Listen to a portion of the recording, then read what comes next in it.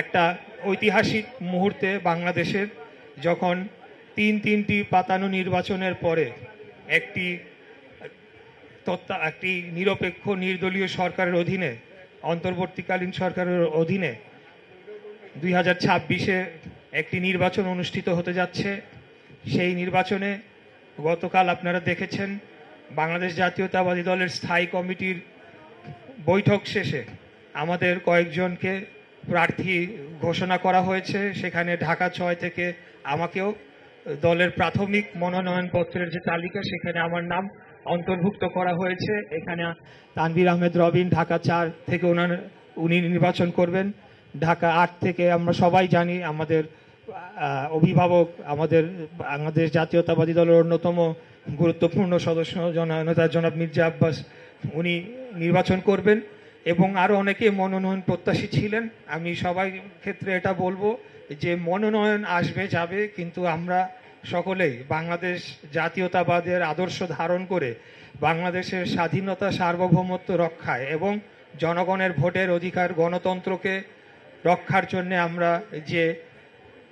যে প্রতিজ্ঞা করেছি এবং দীর্ঘ 17 বছর আমরা গুম খুন সহ বিভিন্ন ধরনের নির্যাতন নিপীড়নমূলক সরকারের অত্যাচারকে মোকাবেলা করে আজকে এই দিনে এসে দাঁড়িয়েছি।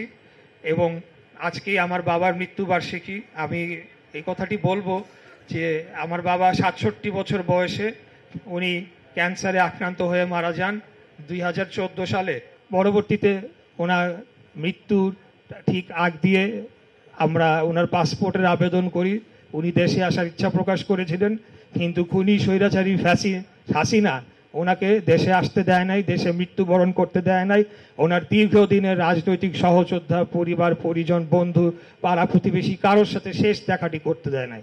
আজকে ভাগ্যের কি নির্মম পরিহাস এবং আল্লাহর কি বিচার, ওই হাসিনা আজকে পালিয়ে গিয়েছে দেশ থেকে। তার এই বাংলাদেশে মৃত্যু বা দাফন হবে কিনা সেই নিশ্চয়তা আমরা কেউ দিতে পারছি না।